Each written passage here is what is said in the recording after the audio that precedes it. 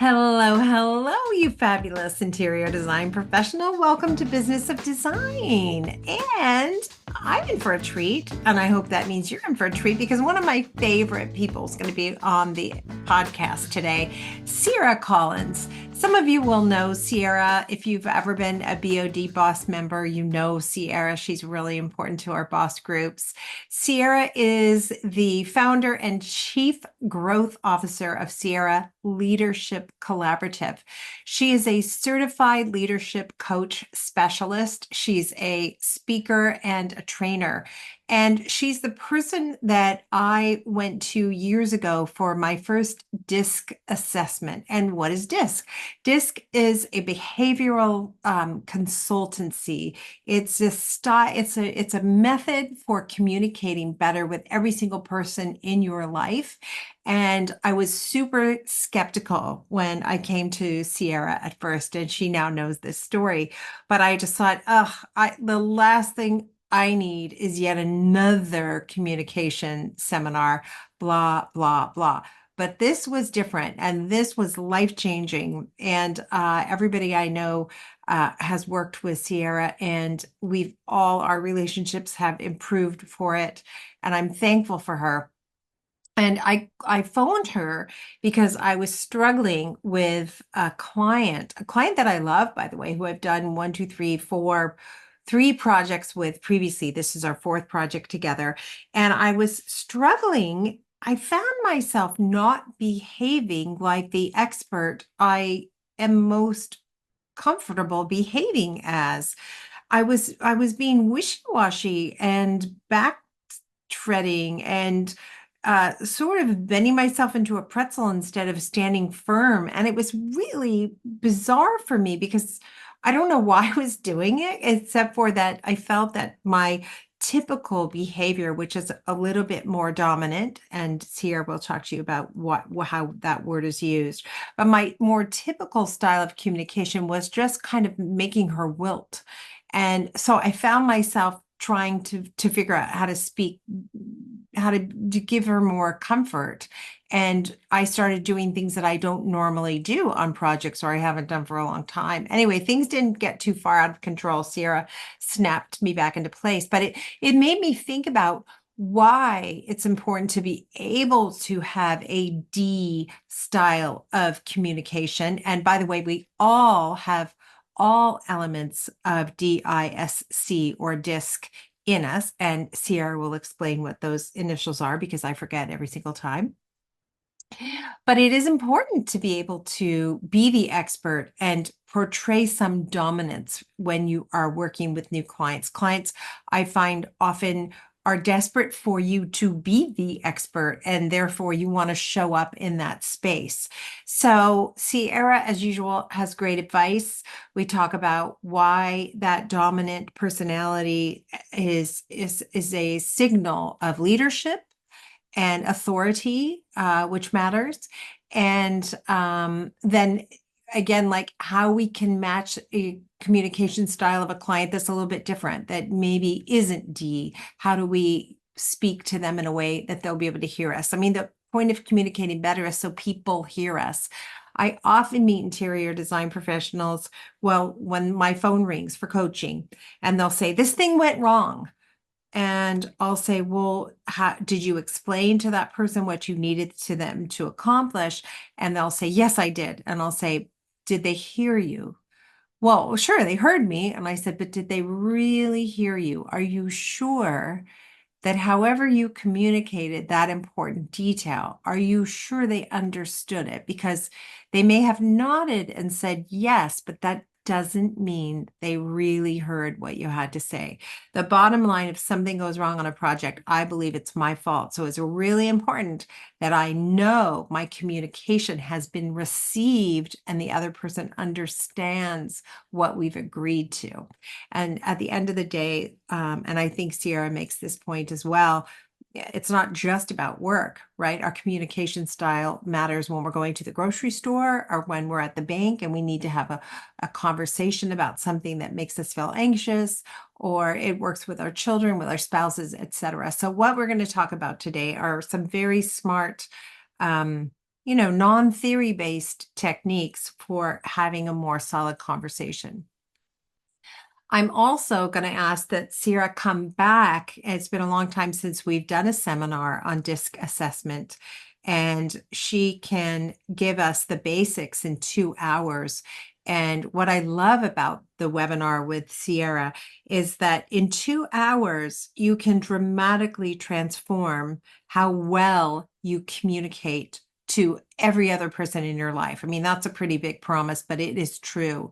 She has really, outstripped our expectations every time she's worked with somebody that we've recommended her to. So Sierra is also the host of Branching Out with Sierra, a podcast, and that's where she explores leadership and how that shows up in everyday life. She is an expert in communication, and I think you're going to really adore her.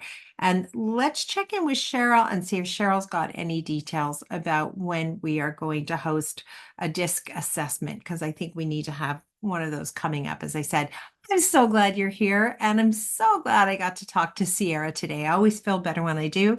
Quick announcements from Cheryl. We'll get right into the show. Thanks, Kimberly. Well, we are working with Sierra to get a date on the calendar for a webinar where she does a walk through the DISC assessment and what that looks like. I know our team and so many of our Business of Design members have worked with Sierra and benefited from going through this. So we want to make it more readily accessible to everyone. And as soon as we have a firm date and details for that, we will let you know. In the meantime, join us on May 27th. Our next webinar is on project management, a legal path to compliance. As part of the BOD 15, we encourage you to take the lead on your projects and be the expert from start to finish. And that includes taking on project management for your clients. So this webinar, this training has been in the works for over a decade. We have talked to countless lawyers trying to find a legal workaround, a legal way for you to take on project management on behalf of your clients as an interior design professional in those locations where it's not legal to do so. So we have finally found the expert we need to help make this possible, and that is Wendy Estella, who you recently heard on the podcast. She is going to be joining Kimberly to walk through how to legally offer project management to your clients. That means hiring trades, taking the leads, being the single point person for your clients, and overseeing everything from step 6 through to the very end of the project. So again, that's happening on Tuesday, May 27th, 12 p.m. EST. It's a 2-hour webinar, and you are going to walk away with the legal language required to take on project management. This can be added to your contract or any one of the Business of Design contracts that you are using. You're going to get a checklist to ensure that you have all your bases covered. And most importantly, this is going to help you build a more robust path to profitability. You're going to be able to add that additional revenue stream. This really does help you level up your business and present yourself as the expert to your clients. So please join us. Again, this has been such a long time in the works. We are really excited about this. May 27th. Registration is open on the website. Head to businessofdesign.com/events and get registered. If you have any questions, reach out to me at any time. Cheryl at businessofdesign.com. Thanks so much. Sierra Collins, I hope you know who Sierra is. She's been on the podcast before. We adore her. We adore you. Did you know that? Thank you. I adore you as well. But yes, I kind of figured that out.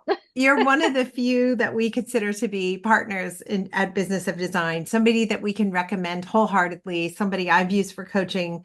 My husband has, my daughter has. So, and I wanted you to come in today because I have had this challenging client, and we talk a lot about communication styles. That's your expertise, how to communicate. Is that fair to say? Yes, that's what I'm very passionate about. So you called the right person for this. Exactly. Yes. And I know you've told me all these things before, but this client is pushing buttons for me in a way that's making me retreat from my D. Oh and enter, no. right? And enter into my people pleasing phase. So for those who don't know, what does that even mean? What you translate what I just said. Well, in English, Yes. she's talking about DISC styles. So we're talking about personality and communication styles. And DISC stands for, do you remember this, Kimberly? I kind of want to test you and put you on the I spot. know I'm going to do terrible. D, I think, is like dominant, Dominant, you nailed it. dominant. I is, I want to say insecure, but that's not it at all. Intuitive, No, close. Influence. influence. I'm the worst Yeah. at this. I can't remember Well, that. you're great at influence, so. Okay, D is dominance. I Mhm. is for influence. Then S is for, Steadiness.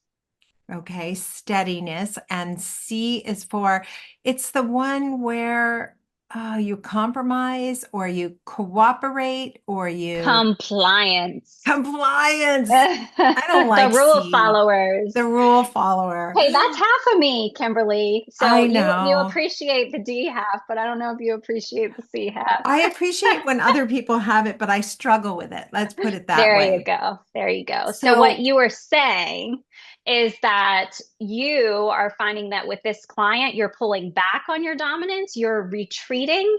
hmm, So should we talk about exactly what someone of a dominant style, what behaviors we might see out of this please. person? But also, I want to be able to understand I'm retreating to my people Mhm. pleasing side. Is that my C, compliance? So I'm swapping out D for C. You're actually swapping out D for S. S is our people pleaser. So I often put the word supporter in for instead of Mhm. steadiness.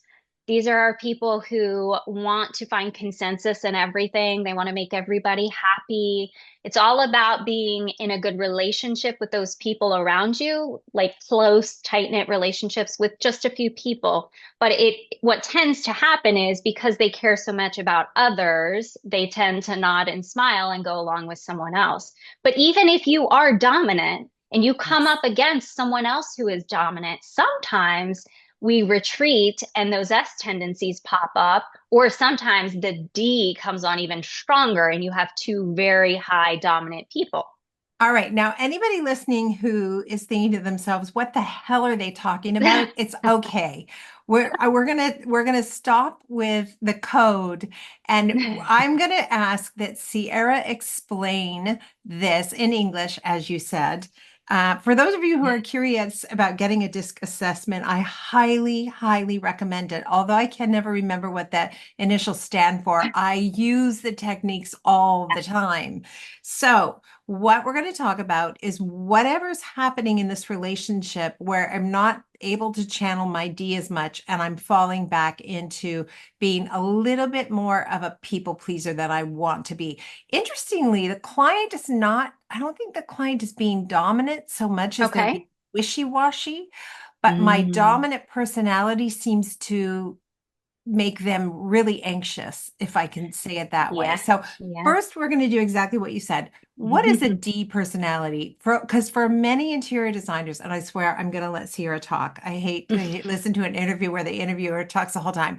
For many interior design professionals, it is hard for them to stand in their D dominant Mhm. personality. So Mhm. let's first talk about what that is and why you need it and when you can use it. So over to Yes. Sierra, the expert at last. Happy to do that. And I will just state before I even break down any of these, we all have some of each in us. So Mm, when I'm saying it, some people might be thinking, oh, that resonates with me. Oh, but this also resonates with me. How can I be both? Well, you can be both. So I just wanted to point that out. But someone okay. who is dominant is very results oriented. And when we're results oriented, sometimes we want to skip past some of the steps and just get to the end result. Yeah. And so you come across as being a little bit more direct. You're very driven. You get right to it. If there's a problem that pops up, you don't want all the details associated with how you're going to overcome it. You want to get right to, is it solvable? Is there a solution? If so, let's just get there. I don't care how you get there. Let's just get there. So they're constantly, a high dominance person is pushing, pushing, pushing to move more quickly and to make sure things are done the way they want it to be done, meaning to their expectation. And that can be hard sometimes because a lot of times our high dominance people hold themselves and others to very high standards. And so when you come up against someone who is very dominant, it's very important to think about how you should naturally react to that person to not create any anxiety for them. Because just like you said, that can create anxiety for someone who wants to be a little bit slower in their decision making process. You want to get to the end of the project? Well, they thought they wanted this, but now they want this week. And next week they're going to change again. So everybody's got a little anxiety going on. Does that make Okay. sense? Oh my gosh. Yes, it does. And I want to focus this conversation on just D. And then I Okay, think what we'd love to do is have you back to go through some of the others as well. I perfect. mean, not that we can't mention the others, but there's so That's much okay. to talk about with D.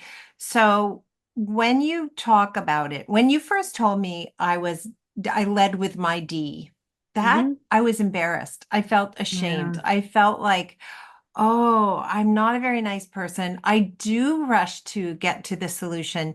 I can be summed up as a person who tells a story in 5 sentences Mhm. when another friend tells the same story over an hour and a half conversation. And I get like, yada, yada, yada, yada. What's the Hmm. punchline? Give me the Hmm. punchline. I don't think it's a very good quality frequently. However, there are times when it's a really important quality for an interior design professional to Yeah. have. So, what's that duality about? So it's interesting you say that because when I'm working with my interior design clients, I often find that their high DI combo, it's the most common personality style of all of my clients. Really? So yeah, it's great.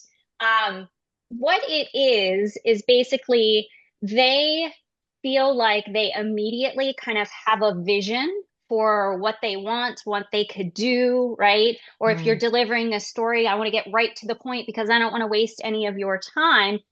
These don't tend to care about the details as much. They leave mhm. that to another style. Okay. Yeah.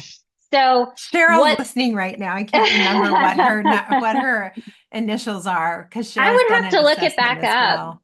I'm pretty sure But if I remember she doesn't correctly. lead with D. She's Yeah, used to well, we me. know She that. puts up with my D. Yes, Hmm. yes, but she's the person who does the details. You're 100% right about that.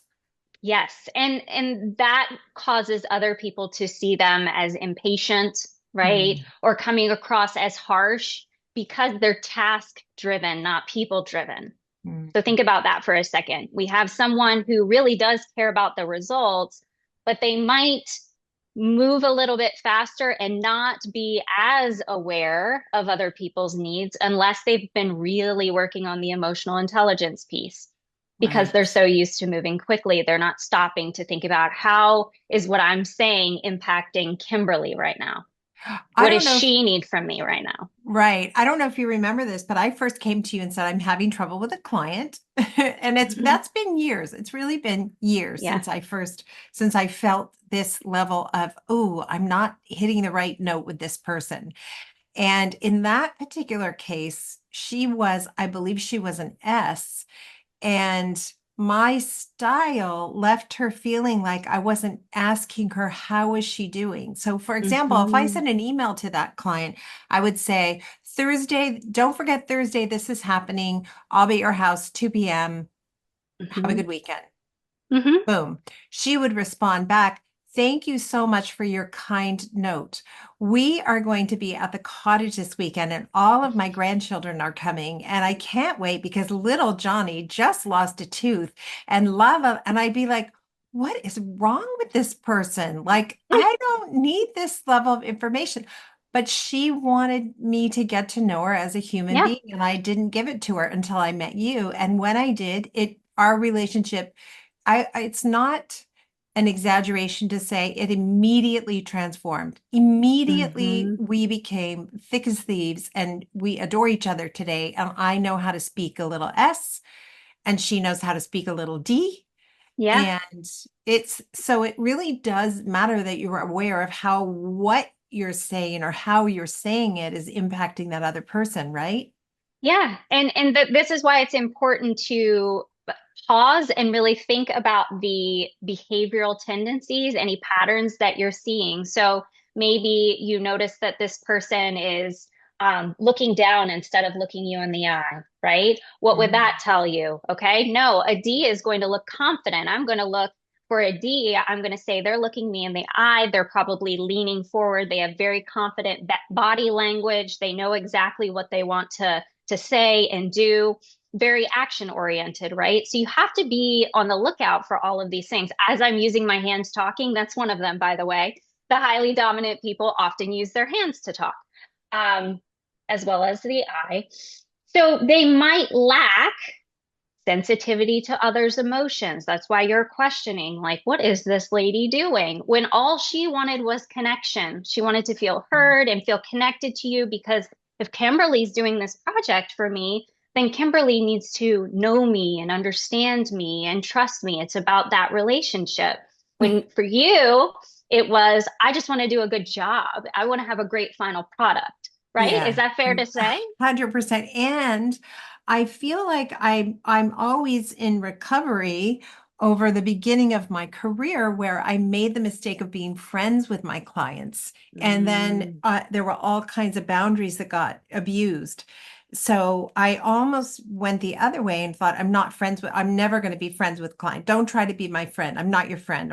Don't even try it. Mm. And I have learned that now I can relax that a little once the project is over and I actually can become friends with someone, but I don't generally become friends with a client until the very end of the project when there's been some trust that's been built, right? Yeah, yeah. That makes sense. And you don't want to, it's not all or nothing, right? When you read the other person, we're not asking you to be a different person. People say that to me all the time. Why are you asking me to change who I am? Well, it's the same way. If you're trying to teach someone something, you have to think about their learning style.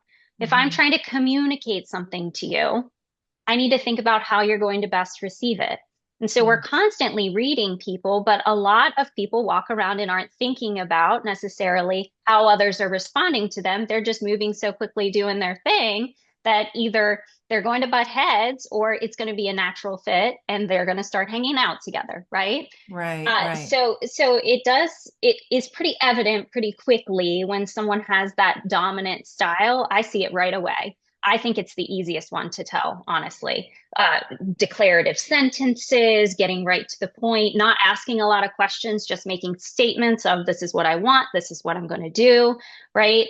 I think that that's the most obvious. But I would tell you that even my dominant clients, you would think, oh, I'm dominant and they're dominant. This isn't going to go over well.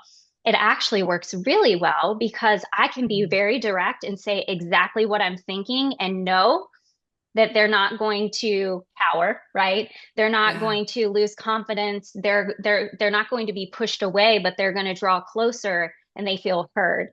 So that's why it's just so important to be on your toes and very aware of how can I shift this behavior to make this relationship work.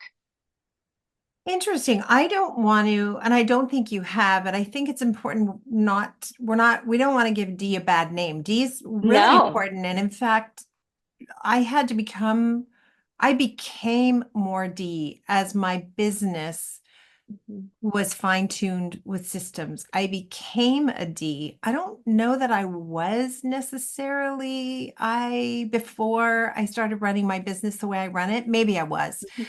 But it's important sometimes to like stand up, shoulders back, as tall as you can be, use a declarative statement with a client. Don't leave an opening for negotiation if you know the client is someone who likes to get in there and negotiate and micromanage. Like sometimes that D language can be really Mhm. important, right? And good. Yeah. Yes, exactly. You are the expert, right? So you need to be confident. You need to display that confidence. Even if you're not feeling it inside, it needs to come across, right? And I think about what you said at the beginning of the call, though, too. It's not just, how do I phrase this? I think that it's important to understand that every single one of these styles add value to every relationship. You want one of each on on your team, right? So Yeah. if I'm building a team, I would be strategic about having each because they each bring value. But it's interesting when I teach a workshop and I teach basically the 4 different styles and then I let people self-identify. People don't tend to go to the D until they're told the results because it's almost like a walk of shame, like they feel bad about it, That's right. right? That's why I said I was kind of hanging Yeah. my head like, oh, I'm Yeah, such a it's not D. at all. You and I have that in common. I was high S when I was an educator and in that realm. And when I started my business, it was important for me to work on my dominance because I'm working with all sorts of people. And yes, I've been intimidated before, but the last thing I want to do when I'm intimidated is to put my head down and show it, right? I need to Right. show that I'm supposed to be in this room. I need to be confident. I've come up against a lot of really highly dominant men, and I had to really channel that D. And that's what you do. We need to talk about what do you do when you find someone's a D. So, Yeah. do I, you in my know? Do you experience, remember? I feel like I do really well with D's. I do really Mhm, well with high-powered businessmen who don't have time and almost think mhm, interior design is frivolous. I let them have that illusion or delusion. mhm, But I make it clear that I'm the expert and we're going to do it mhm, my way if we're going to work mhm, together.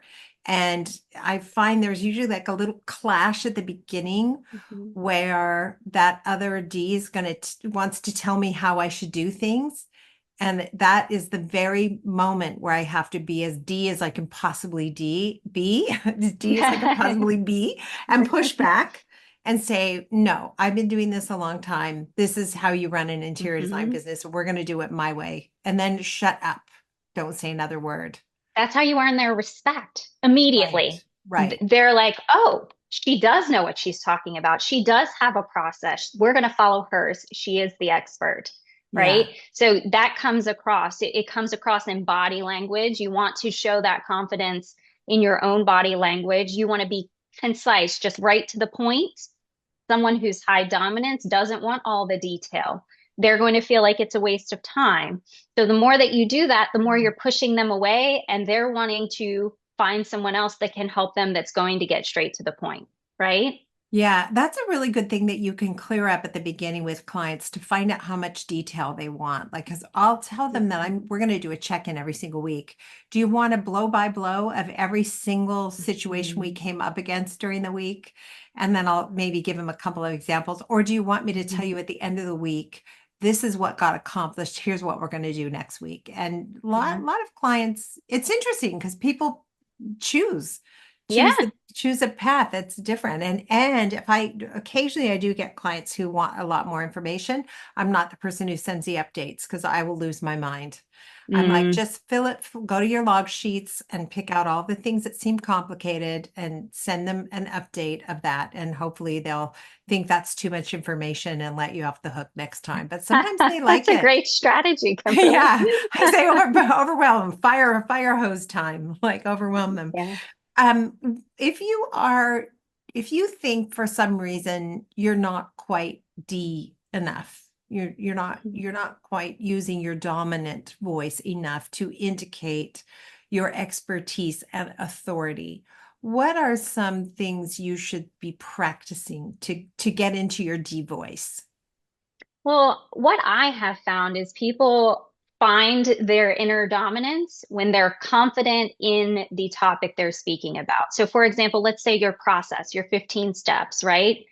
You know that inside and out. You could talk about it in your sleep, right? And so when you talk about that versus maybe another topic outside of interior design that you're not confident in, your dominance isn't going to come through then. We're going to see more of a steady Kimberly at that time, right? So Interesting. Yeah. find those things that you can be really confident in and work on that practice. The dominance shines through when you know what you're talking about. So maybe don't focus as much on being dominant, focus more on being confident in the knowledge that you have and continuing to study it, learn it, practice it until you can speak from authority.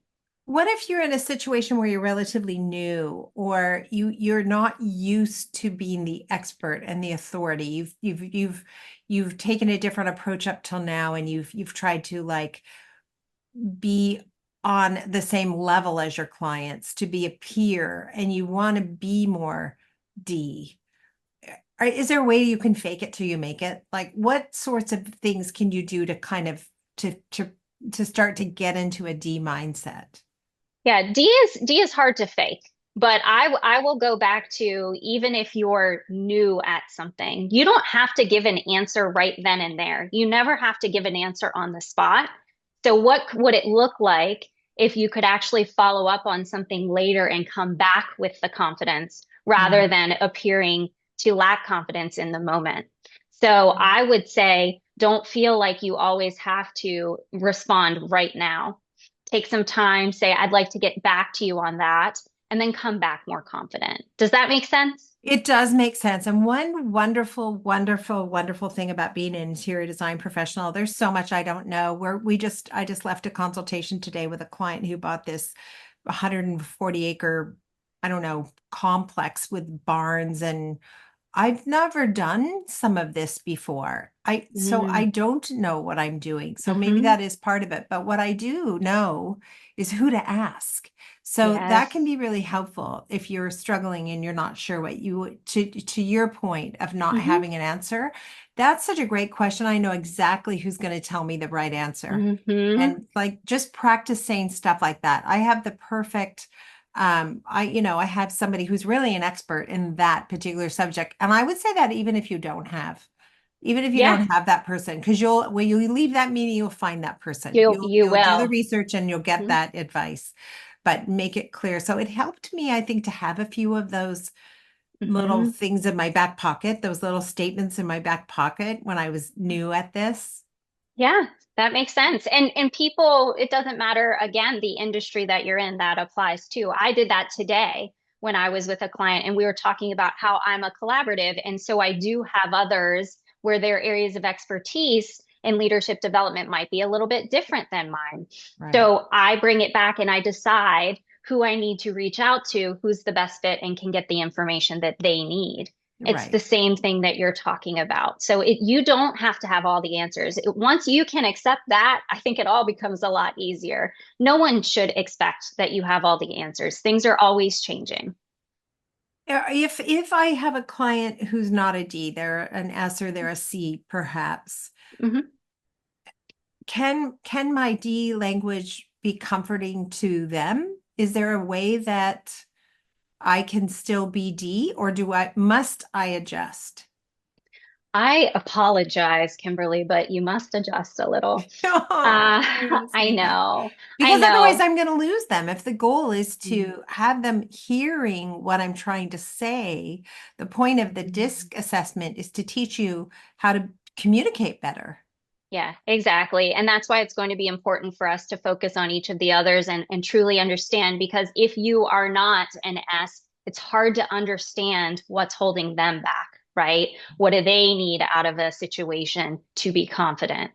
They need time. I'll just give you a heads up on that. And that's the opposite of what Kimberly wants. Kimberly doesn't want things to take more time. She wants to move quickly because she's dominant. So that's why D's and S's do struggle a little bit more than other styles because they're constantly pressing up against the other's button, the hot button. Okay. Yeah. So now clearly I feel like it's time for therapy because I want to ask you about my kids, but I'm not going to do that. I so often on the podcast, like veer off into personal territory. But okay. So what I need to do is adjust. If it's not landing with your client, you can see Mhm. it's not, most of us are pretty empathetic. Like I feel like I'm pretty empathetic. I can see it's not landing. I can see Mhm. it's not having the impact on her that I want it to have. And I've worked with her before, so this is really weird. She may feel she's in over her head with this project. So she could be acting a little bit different. But the point is, I can channel I think of it as my softer side, my S and my C, Mhm. and probably reach her a little bit better. Yeah, I would agree. What you're talking about is really like empathy mapping. So you are trying to figure out her perspective right now. Maybe she's a little overwhelmed by this. Maybe it's not a reaction to me. Maybe it's the project herself and her level of discomfort with this because she hasn't experienced it, Mhm. right? What is she seeing? What is she hearing? What is she thinking? What's the end goal that she's looking for? And make sure that you're considering all of those things that are fueling her responses to you. That's a really important point because I'm not a person who asks a lot of questions. I just steamroll past. Mm-hmm. I'm like, no, I know what you need. Don't worry. I know what you need. I'm on it. Yeah. We got it. We'll take care of it. Call you tomorrow. Yeah. So Yeah. I need to slow down a little bit and ask some questions. Hmm. Definitely. That's I hard for think D's. she'll feel hurt. It's hard, yes. And as you're doing it, you're probably thinking, "Oh my gosh, do I really need to do this?" But the moment that you see it's working, it is kind of satisfying because you got the result you were looking for and that person finally connected with you. And Yeah. once they trust you, you can move more quickly, right? Interesting. Every time that you pause and slow down and ask the questions, you're building trust with this person because you're showing that you care.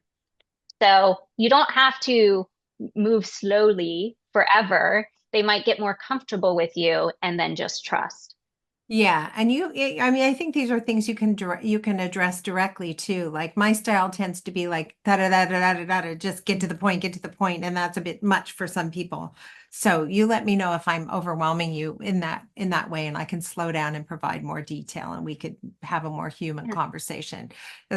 It's never too late to say something like that, I would say. Yeah. It's just like what you said earlier about in the relationship at the beginning, just asking what type of communication they want, how often they want to hear from you. They tell you what they want if you give them the chance to do so. It's true. And it's really interesting, if I think about it, the thing I think that cemented me as a D or in interior design, because as you say, I'm not a D in everything. I'm not a D in Spanish. I suck at Spanish for some reason. I can't seem to get it. I'm a whatever one is completely inferior and needs to be patted on the back all the time. Um, the thing that I think tipped me over and like gave me D, I really feel like it was like just gave me D, was getting my contract written in such a way that I knew it could answer all the client's Mm. questions when I was at the consultation, if that makes sense. If the client said, how long is this going to take? I knew that my contract was going to help me answer that. If this said, how much will this cost? My contract had the answers. What is the retainer? My contract has that answer. What happens if there's a mistake? What happens if something breaks? What happens if there's this? What happens if my contract Mhm. has the answer? My contract has that ability to just be confident Yeah. because it was written down was huge for me. That was huge for me. And that's why I can see over time people, their contracts get a little stronger and a little stronger because it's based off of an experience they had, right? Oh no, Right. this didn't go well. Got to go back and put that in my contract. So All it's your getting war more wounds. detailed all the time. That is so, so true. All right, Sierra, we like to end every episode with something called design intervention. You know this already. Just a great last bit of advice you want to leave anybody with. And it doesn't have to be about DISC, it could be about anything that you're thinking of these Hmm. days. Oh, this is tough because I very much want to focus on disc because there are just so many myths surrounding them. So I am going to focus on disc. Um, you can become whatever style you want to become with practice. However, every style is extremely valuable. And I think it is easier to just focus on your strengths and find better ways to connect with others. Ooh, I can say that I do feel like I can channel D, I, S, and C, Mhm. and it's way easier to learn and remember than Spanish, which Yeah. I know if you had to learn English, English is much, much harder than Uh, learning Spanish. So darn, I don't know why I'm struggling. Well, the other But thing I want people to know is this doesn't just apply to your work with a client. It's mhm, with vendors, it's with contractors, every single person that you communicate yeah, with. This is a tool that you can use. So it children, goes, husband, yes. Mhm. dog. She's bringing up children again. I think we're I going to have a call after know. this. I know, right? Absolutely. Absolutely. Get out your couch. I'm ready for a session. Sarah, thank you so much. As usual, amazing to talk to you. Oh, thank you for having me. It's great to see you, Kimberly.